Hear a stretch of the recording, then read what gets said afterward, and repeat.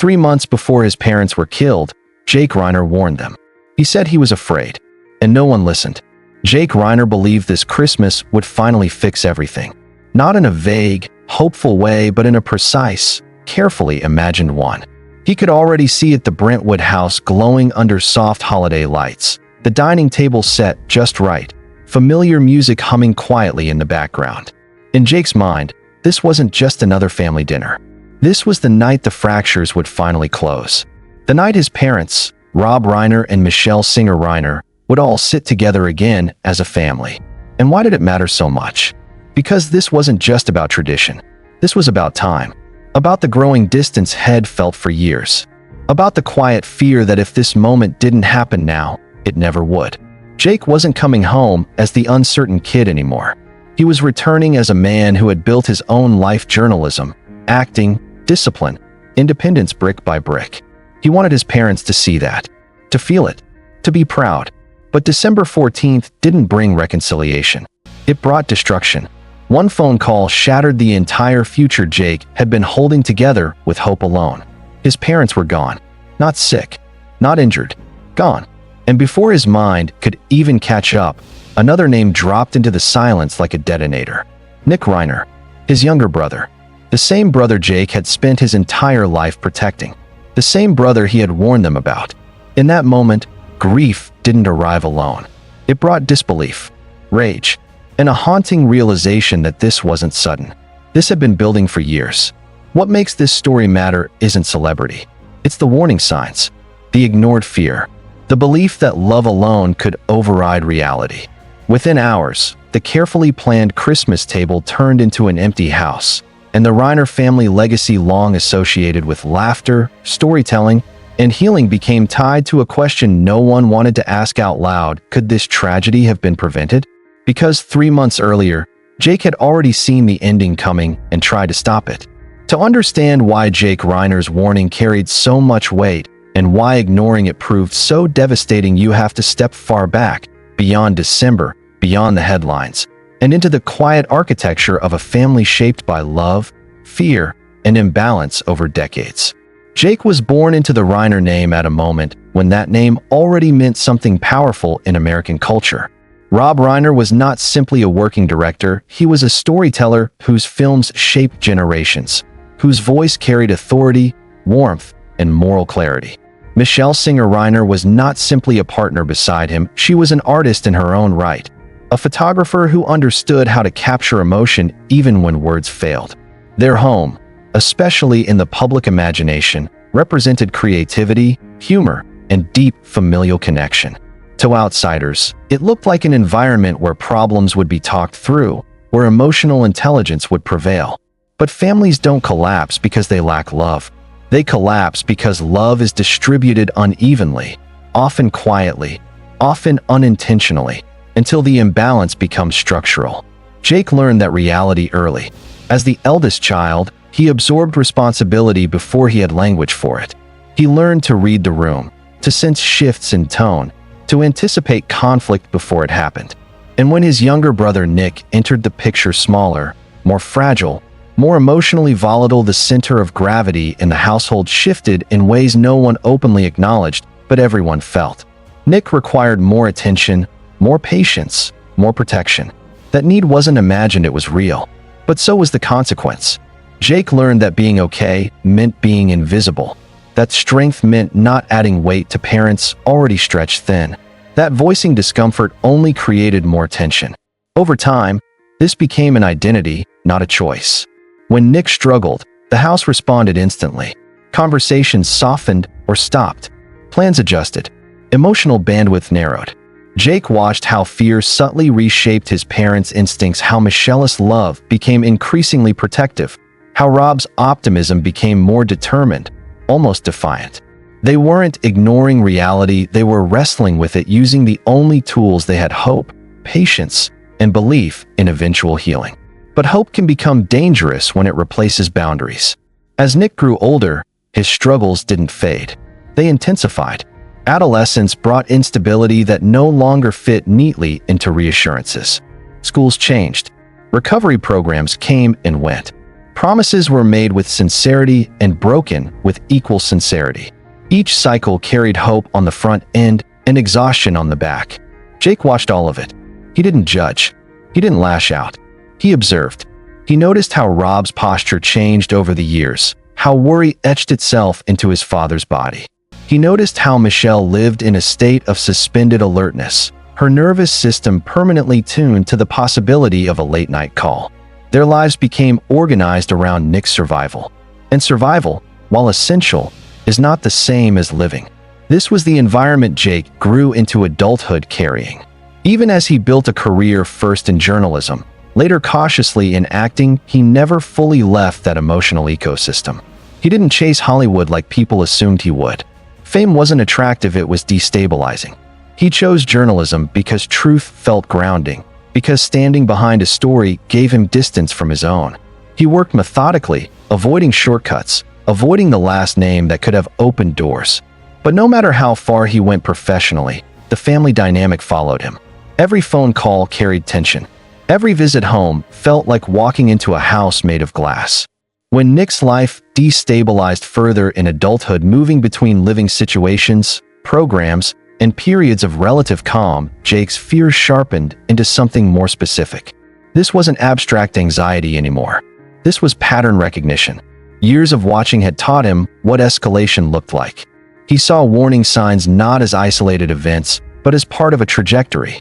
So when Nick wanted to move back into the Brentwood home, Jake didn't react emotionally. He reacted strategically. He knew what that house represented, not just safety, but emotional pressure. It was the place where Rob and Michelle relaxed their guard because they wanted to believe home could heal. Jake understood that belief, but he also understood the risk. That's why his warning mattered. It wasn't a sibling rivalry. It wasn't resentment. It was fear informed by experience. When he called his parents, his voice didn't carry accusation. It carried urgency. He told them he didn't feel safe. He told them Nick wasn't stable enough. He told them this situation felt different from before. And what's crucial, what often gets lost, is that Rob and Michelle didn't dismiss him. They listened. They responded with love. They believed they could manage it. That belief wasn't negligence. It was hope hardened by years of survival. They had kept Nick alive through storms before. They believed they could do it again. Jake wanted to believe them too. But dread doesn't disappear just because reassurance sounds reasonable. His fear lingered because it was rooted in pattern, not panic. And when families reach this point, when one child becomes the axis around which everything turns, no one wins. The child being protected feels smothered. The parents feel trapped between fear and responsibility. And the sibling who holds everything together quietly begins to fracture. Jake didn't know how this story would end, but he knew it wasn't stable. And that knowledge, ignored, softened, overridden by love, is what makes the aftermath so devastating. Because when the unthinkable finally happened, it didn't feel random to Jake. It felt like the final chapter of a story that had been quietly writing itself for years. And when Jake finally broke that silence, when he called his parents and begged them not to let Nick move back in, he wasn't speaking from resentment. He was speaking from terror. By the time Jake Reiner made the call that would later haunt him, fear had already settled into his body as something permanent. This wasn't the sharp panic of a sudden threat. It was the slow, corrosive awareness that something was moving in the wrong direction and picking up speed. Years of watching Nick's cycles collapse, recovery, reassurance, relapse had trained Jake to recognize the moment when a situation crossed from difficult into dangerous. That moment arrived quietly, without drama, when Nick said he wanted to move back into the Brentwood house. To anyone outside the family, it sounded reasonable, even hopeful. Home implied stability, supervision, support. But Jake didn't hear hope. He heard escalation. He understood the emotional mechanics of that house better than anyone. He knew how Rob and Michelle softened when they believed love might finally be enough. He knew how boundaries blurred when fear of losing a child took over. And he knew, perhaps more clearly than he wanted to admit, that Nick's presence inside that home would not reduce volatility, it would concentrate it. That understanding is what pushed Jake to finally break the role he had lived in for decades, the quiet one, the accommodating one, the son who never made things harder. When he called his parents, he didn't raise his voice. He didn't accuse them of failure. He spoke slowly, choosing words that wouldn't trigger defensiveness, because even then he was trying to protect everyone. He told them he was afraid. Not angry. Afraid. He told them he didn't feel safe with Nick in the house. He explained that this felt different from before, that the patterns had shifted, that the margin for error was gone. He wasn't asking them to stop loving Nick. He was asking them to see what he saw. But Rob and Michelle were standing in a different emotional place. They had spent years measuring success in days survived, crises avoided, nights passed without disaster. To them, bringing Nick home felt like control, not risk. They believed proximity meant supervision. They believed familiarity meant stability. Rob spoke with the calm certainty that had carried him through decades of filmmaking and fatherhood. Nick was trying, he said. He needed structure. He needed family. Michelle followed with reassurance, promising vigilance, promising care, promising that they would be careful. Jake heard those promises, and something inside him tightened. Not because he doubted their sincerity, but because he knew how exhaustion changes perception. He knew how vigilance fades when hope flares. After the call ended, Jake sat alone with the weight of what had said. He wondered if had crossed a line, if had been unfair, if fear had distorted his judgment. But the dread didn't leave. It settled deeper. And when December 14th arrived, it arrived without warning, without mercy. Jake was in New York, focused on work, moving through the controlled chaos of a film set when the call came. The words were blunt, procedural, unreal. His parents were dead. The house was a crime scene. And then the name, Nick. The sound drained from the world. Jake's body reacted before his mind could process it. Numbness, dissociation, a physical inability to stand. Grief didn't arrive immediately. Shock did. The kind that strips emotion and leaves only disbelief. He flew back to Los Angeles in a state he would later struggle to describe. When he saw his sister Romy, they didn't speak. They collapsed into each other because language had failed. The house that once felt heavy with tension now felt hollow. Every object carried memory. Every room echoed with absence. And as details emerged, grief mutated into something sharper. Anger. Not explosive rage, but a controlled, burning fury rooted in recognition. Jake knew this wasn't random. When he spoke publicly days later, saying he had warned them, it wasn't about assigning blame. It was about naming truth. That truth came at a cost. Viewers heard pain, but Jake felt exposure. He was ripping open a private wound in full view of millions. And then came the call from Nick. The phone vibrating in his hand felt unreal, almost mocking. Jake hesitated before answering, caught between instinct and dread. When Nick's voice came through, it wasn't the voice of a man accused of murder. It was the voice of a terrified child, desperate, pleading, repeating that he didn't do it. Jake listened in silence. The past flooded in years of protection, excuses, forgiveness. Then Nick asked for help.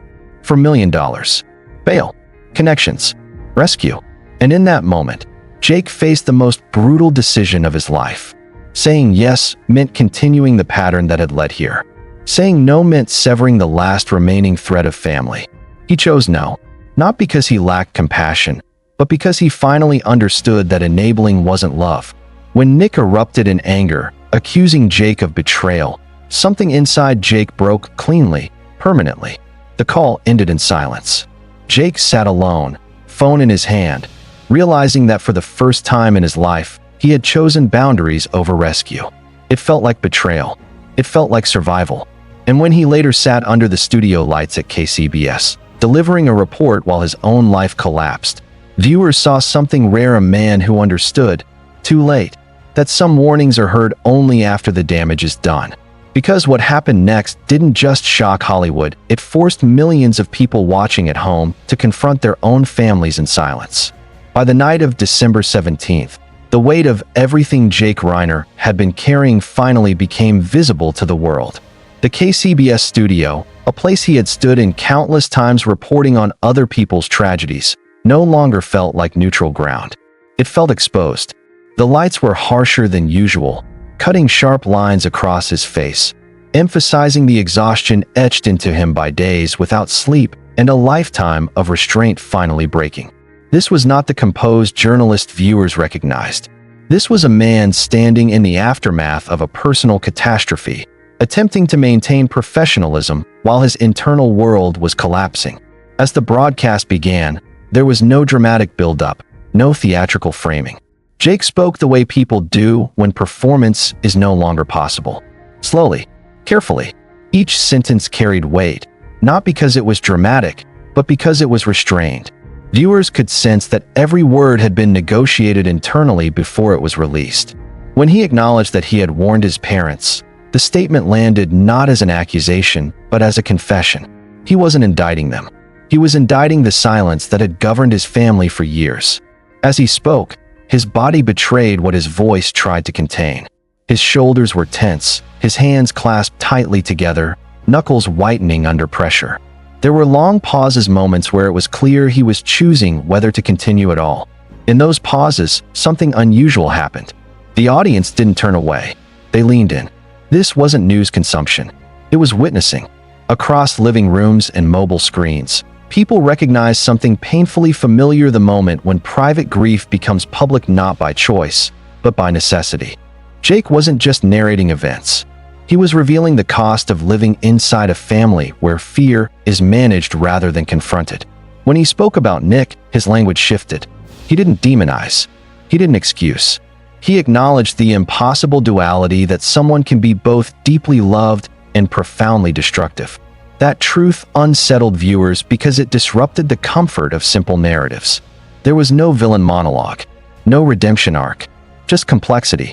As the broadcast continued, social media reacted in an unusually muted way. There were no viral arguments, no partisan outrage.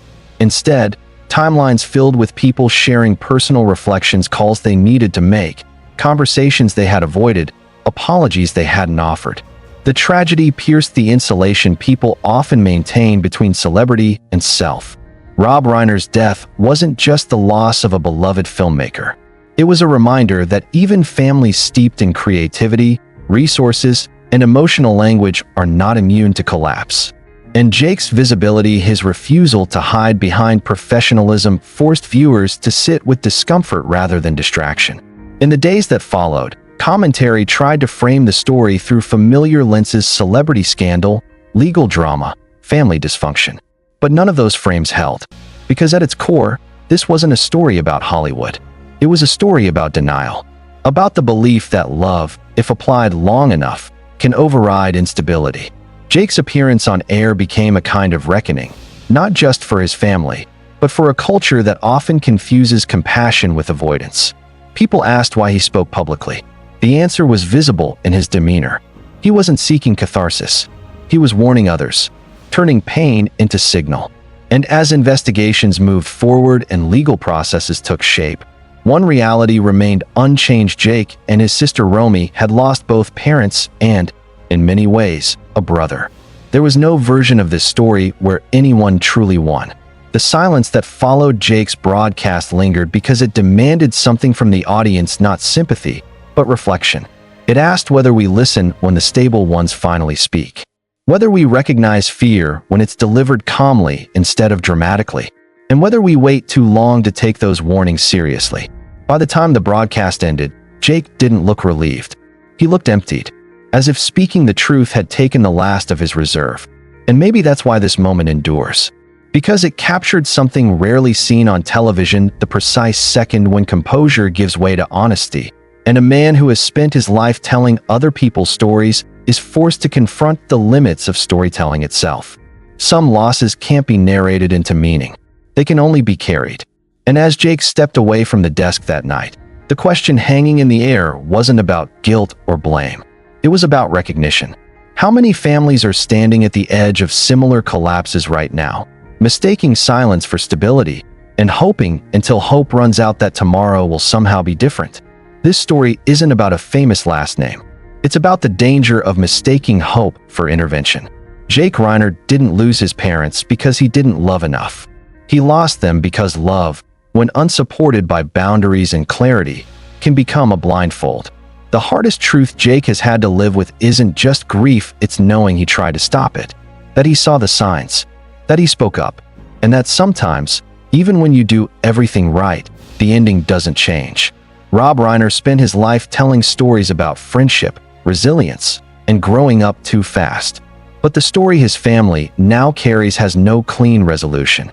Nick's fate will be decided in courtrooms and legal filings. But Jake's reality is already sealed.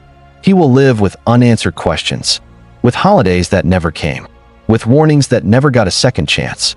And maybe that's why this story refuses to fade, because it forces us to ask uncomfortable questions about our own families, about what we ignore, what we excuse, and what we hope will fix itself if we just love hard enough. Some fractures don't announce themselves loudly. They whisper, until one day, the silence explodes. And by the time everyone is finally listening, it's already too late.